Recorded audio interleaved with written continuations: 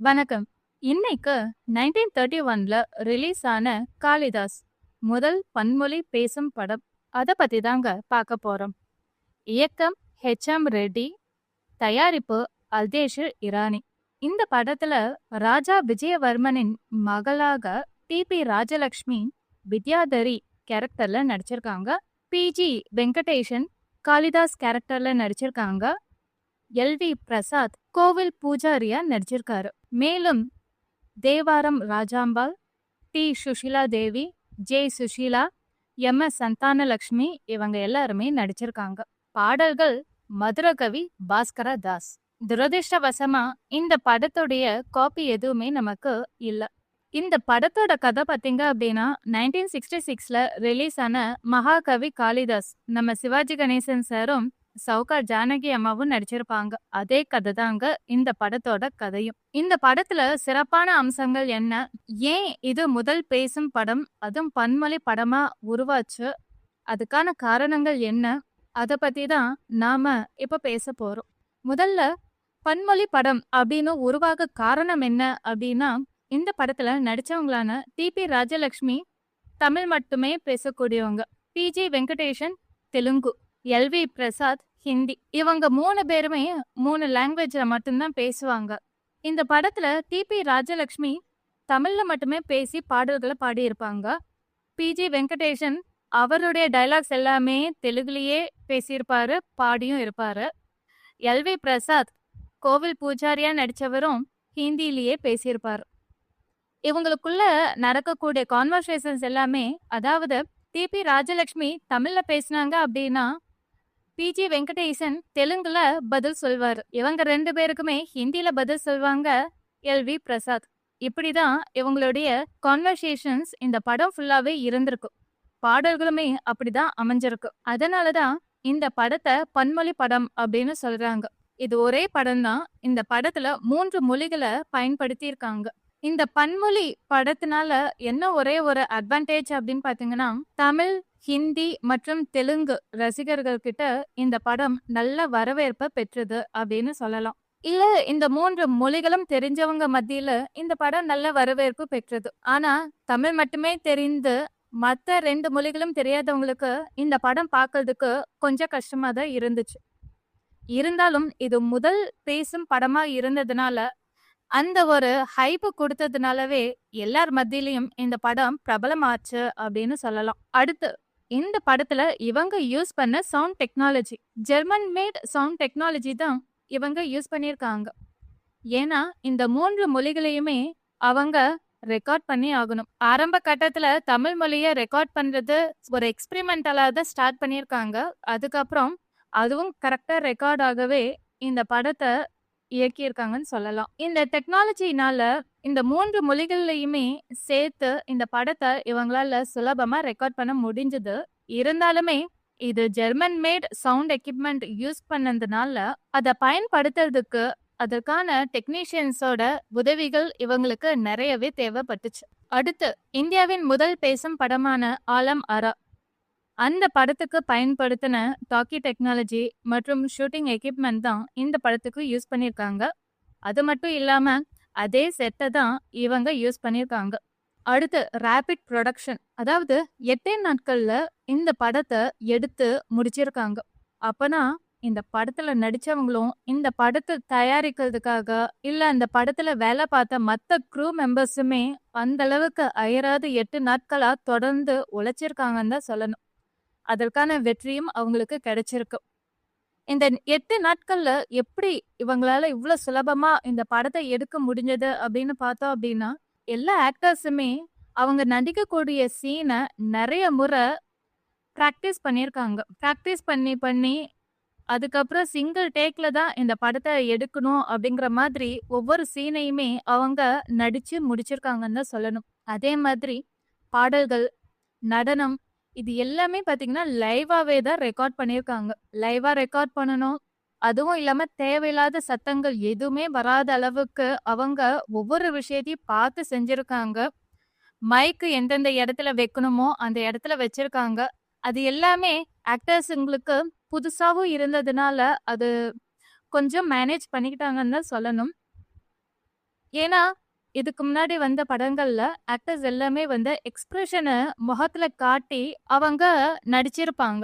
இது முதல் முறையா பேசும் படமா இருந்ததுனால, இவங்க டயலாக்ஸ் பேசணும்.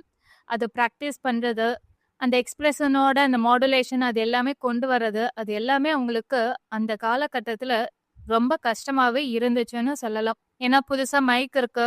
மைக்கு கிட்ட இவங்க பேசணும். அந்த மைக் கரெக்ட்டா இவங்களுடைய வாய்ஸ வந்து கேப்சர் பண்ணி அது கரெக்ட்டா ரெக்கார்ட் பண்ணணும்.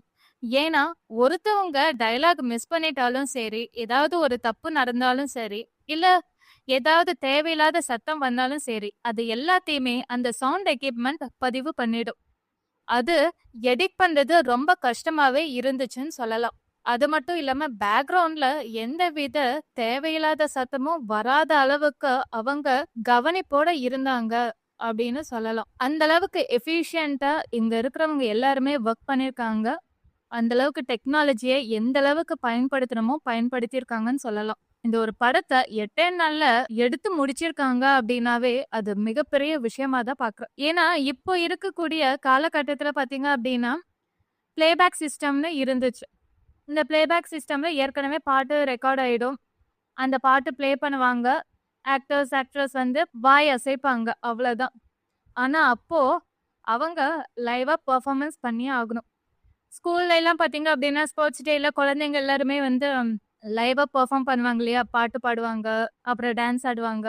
அப்போ அந்த பாட்டு பாடுறதுக்கும், டான்ஸ் ஆடுறதுக்கும் அந்த குழந்தைங்க எவ்வளோ நாள் பிராக்டிஸ் பண்ணியிருப்பாங்க. அந்த ஒரு பெர்ஃபெக்ஷன் கொண்டு வரதுக்கு. அதே மாதிரி இவங்களும் அயராது உழைச்சு தான் அந்த பெர்ஃபெக்ஷன கொண்டு வந்து, அந்த 8 நாள்ல அந்த படத்த எடுத்து முடிச்சிருக்காங்க.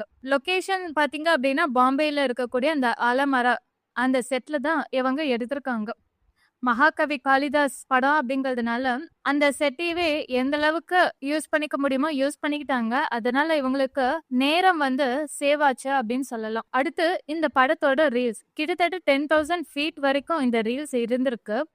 இந்த ரீல்ஸ் பார்த்தீங்கன்னா, எல்லா ஸ்டாண்டர்ட் ப்ரொஜெக்டர்ஸோட கம்பேட்டிபிளாவே இருந்திருக்குன்னு சொல்லலாம். ஏன்னா, இந்த படத்துல சவுண்ட் பிளேபேக்கும் ஆட் பண்ணதுனால, எல்லா ஸ்டாண்டர்ட் ப்ரொஜெக்டர்ஸ்லயுமே பயன்படுத்துற மாதிரி இந்த படத்த ப்ரொடியூஸ் பண்ணியிருக்காங்க.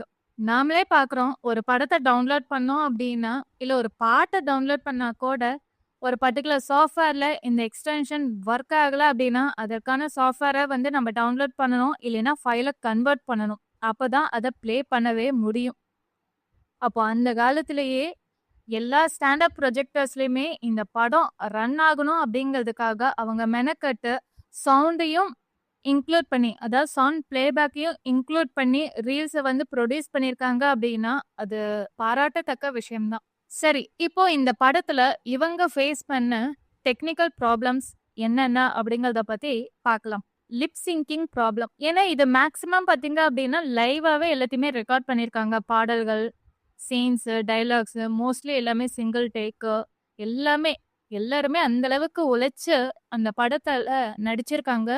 அந்த படத்தையும் அவ்ளோ அழகா எடுத்திருக்காங்கன்னு சொல்லலாம். ஆனா, அதுக்கப்புறம் அந்த படத்த போட்டு பார்க்கும்போது, லிப் வந்து சிங்க் ஆகவே இல்ல. நீங்களே இப்ப நெறைய படம் பார்க்குறீங்க. டயலாக் வந்து ஒண்ணு முன்ன போகும், இல்லைன்னா பின்னாடி போகும். அப்ப நம்ம என்ன பண்ணுவோம், இப்ப இருக்க டெக்னாலஜி படி VLC சாஃப்ட்வேர்லாம் நீங்க யூஸ் பண்ணீங்கன்னா, நீங்க ஸ்பீட வந்து கண்ட்ரோல் பண்ணிக்க முடியும். அத மேனேஜ் பண்ணிக்க முடியும். அப்போ அந்த டெக்னாலஜி இல்ல. அதே மாரி போஸ்ட் புரொடக்ஷன்ங்கிற விஷயமும் அங்க இல்ல. ஏன்னா, அத எடிட் பண்றதுக்கான எந்த டூல்ஸுமே அந்த காலத்துல இல்லைங்க. அடுத்து 8 நாட்கள்ல இந்த படத்த எடுத்தே ஆகணுங்கிற ஒரு கண்டிஷன்ல இருக்கிறதுனால, அந்த பிரஷர் ஏன்னா, இது முதல் பேசும் படம், பன்மொழி படம். இந்த 8 நாட்கள்ல இந்த படத்த கண்டிப்பா எடுத்து முடிச்சே ஆகணும் அப்படிங்கும்போது, அவங்களுக்குலாம் எந்த அளவுக்கு டென்ஷன் இருந்திருக்கும், பிரஷர் இருந்திருக்கும்னு நீங்களே யோசிச்சு பாருங்க.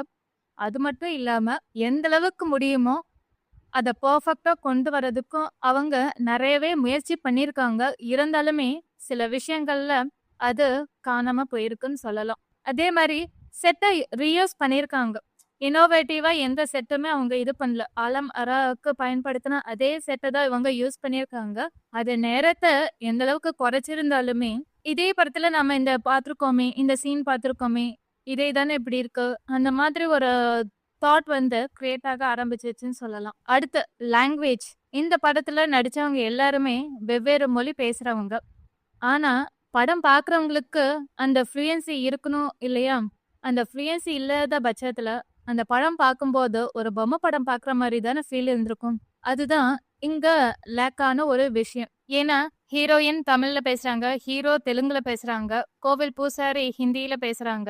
தமிழ் மட்டுமே தெரிஞ்சவங்களுக்கு ஹிந்தி, தெலுங்குவும் தெரியாதப்போ, அது என்ன பதில் சொல்றாங்க, அவங்க என்ன பேசுறாங்கன்னே தெரியவே தெரியாது. அது ஒரு டிராபேக். அடுத்து ஆடியன்ஸோட எக்ஸ்பெக்டேஷன்ஸ். சவுத் இந்தியாவிலேயே முதல் பன்மொழி பேசும் படமா உருவான காரணத்தினால, ஆடியன்ஸ் எல்லாருமே எக்ஸ்பெக்ட் பண்ணுவாங்க இல்லையா? அப்பா முதல் பேசும் படம் தியேட்டர்ல போய் நம்ம பார்க்க போறோம். அது எப்படி இருக்குமோ? அத பார்த்தே ஆகணும் அப்படிங்கிற அந்த ஒரு கியூரியாசிட்டி எல்லாருக்குமே விதைச்சுட்டாங்க. அப்போ அவங்களுடைய எதிர்பார்ப்ப முழுமையா பூர்த்தி செய்யணும் அப்படிங்கிறதுக்காக இவங்களும் நெறைய மெனக்கெட்டு செஞ்சிருக்காங்க. இருந்தாலும் அது அந்த பிரஷர்னாலேயே இது கொஞ்சம் நழுவி போயிருக்குன்னு சொல்லலாம். அடுத்து லிமிட்டட் டெக்னாலஜி. நான் ஏற்கனவே சொன்ன மாதிரி தான். எடிட்டிங்க்கு டெக்னாலஜி அந்த காலத்துல இல்லவே இல்ல. என்னதான் இருந்தாலும் ஜெர்மன் மேட் சவுண்ட் எக்யூப்மென்ட் இவங்க யூஸ் பண்ணாலுமே, மல்டி லாங்குவேஜ்ல இவங்க பதிவு பண்ணாலுமே, படத்த லைவா எல்லாமே ரெக்கார்ட் பண்ணியிருக்காங்க. பட் போஸ்ட் ப்ரொடக்ஷன்ல எடிட்டிங்க்கு எந்த ஒரு டூல்ஸுமே அவங்களுக்கு இல்ல. சில சீன்ஸ கட் பண்றதுக்கு, இல்ல சவுண்ட்ஸ கட் பண்றதுக்குன்ட்டு நெறைய டெக்னாலஜி இல்லாததுனால, அது ஒரு பெரிய டிராபேக்காவே இருந்துச்சு. அடுத்து டெக்னிக்கல் எக்ஸ்பர்டைஸ். இது ஜெர்மன் மேட் சவுண்ட் எக்யூப்மென்ட். அதனால அந்த டெக்னீஷியன்ஸ வரவழைச்சு அவங்களுடைய ஹெல்ப்பால தான் இந்த எக்யூப்மென்ட்ட ஹேண்டிலே பண்ண முடியும் அப்படிங்கிற சூழ்நிலைக்கு வந்துட்டாங்க. அதனால இவங்களுக்குள்ளேயே அந்த லாங்குவேஜ் பேரியர் இருந்துச்சு. அதுவே பெரிய பிரச்சனையாயிடுச்சு. பெரிய பிரச்சனைனா இந்த கம்யூனிகேஷன், கோஆர்டினேஷன்லாம் லேக் ஆக ஆரம்பிச்சிருக்கு. அதுவும் ஒரு சேலஞ்சாவே இவங்க ஃபேஸ் பண்ணியிருக்காங்கன்னு சொல்லலாம். ஓகேங்க. இவ்ளோ சேலஞ்சஸும் ஃபேஸ் பண்ணி, இப்படி ஒரு படத்த 8 நாட்கள்ல எடுத்திருக்காங்களே, இந்த 8 நாட்கள்ல எடுத்த இந்த படத்துக்கான பட்ஜெட் எவ்வளவுன்னு பார்த்தீங்க அப்படின்னா, அந்த காலத்துல ரூ. 8,000. ரூ. 8,000ல இந்த படத்த எடுத்து முடிச்சிருக்காங்க. ஆனா, இது பாக்ஸ் ஆஃபிஸ் ஹிட் ஆன படம். இது 10 மடங்கு பணத்த சம்பாதிச்சு குடுத்திருக்கு. 75,000 இவங்களுக்கு ரெவென்யூவா கிடைச்சிருக்குன்னு சொல்லலாம். அது மட்டும் இல்லாம டிபி ராஜலக்ஷ்மி இவங்களுடைய ஸ்டார் பவர். இப்ப நம்ம சவுத் இந்தியால பார்த்தீங்க அப்படின்னா, இல்ல நம்ம தமிழ்நாட்டிலேயே பார்த்தோம் அப்படின்னா, எம்ஜிஆர் படம் அப்படின்னாவே ஒரு ஹைப் இருக்கும். சிவாஜி கணேசன் சார் படம்னாவே ஒரு ஹைப் இருக்கும். இப்ப ரீசென்ட் டேஸ்ல ரஜினிகாந்த் சார், அப்புறம் விஜய், அஜித். ஸோ இவங்களுக்குன்னு சம்பாதிச்ச அந்த ஸ்டார் ஃபேண்டம்னு ஒரு இருப்பாங்க இல்லையா? அதே மாதிரி ஒரு ஃபேண்டம கிரியேட் பண்ணவங்க தான் டிபி ராஜலக்ஷ்மி. அவங்களுடைய பேர சொன்னாவே, ஓ! இவங்களுடைய படமா? இவங்களுடைய நாடகமா? இவங்களுடைய பாடல்களா? அப்படின்ட்டு அந்த படத்த பார்க்கறதுக்குன்னே நெறைய கூட்டம் வந்திருக்கு. அதனாலேயே இவங்கள பேங்கபிள் சிங்கிங் ஸ்டார் அப்படின்னு அழைச்சிருக்காங்க. சரி, இந்த படத்துல மொத்தம் எத்தன பாடல்கள் தெரியுமா? 50 பாடல்கள். மதுரகவி பாஸ்கர தாஸ் எழுதியது. 50 பாடல்களையுமே பாடி நடிச்சிருக்காங்கன்னு தான் சொல்லணும். முக்கியமான விஷயம் என்னன்னா, இந்த படத்த 1931ல 31 அக்டோபர் தீபாவளி அன்னைக்கு ரிலீஸ் பண்ணியிருக்காங்க. அதுவே இந்த படத்துக்கு மிகப்பெரிய வெற்றியை தேடி கொடுத்திருக்குன்னு சொல்லலாம்.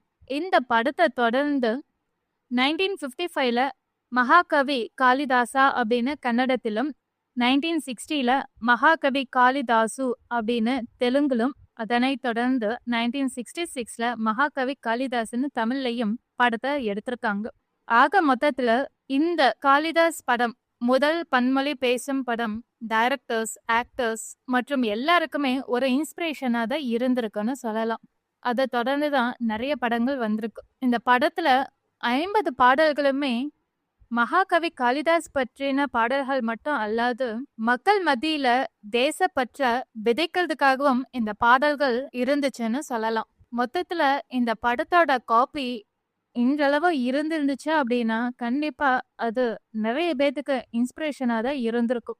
இந்த படத்து மூலமா நான் தெரிஞ்சுக்கிற ஒரு விஷயம் என்ன அப்படின்னா, அந்த காலத்துல மிக குறைந்த தொழில்நுட்ப வசதியோடு இருந்தாலுமே, மக்கள் மனசுல தேசப்பற்றுனா என்ன, சுதந்திர காற்ற எப்படி சுவாசிக்கணும் அப்படிங்கிற ஒரு விழிப்புணர்வ அவங்க படத்து மூலமா ஏற்படுத்துனாங்க. ஆனா இப்போ நிறைய தொழில்நுட்ப வசதியோட தான் நாம வாழ்ந்துகிட்டு இருக்கோம். ஆனா சுதந்திரத்தோட வாழ்றோமா இல்ல அந்த தொழில்நுட்பத்துக்கு அடிமையா வாழ்றோமா அப்படிங்கிறது தான் கேள்வியே. தேங்க்யூ.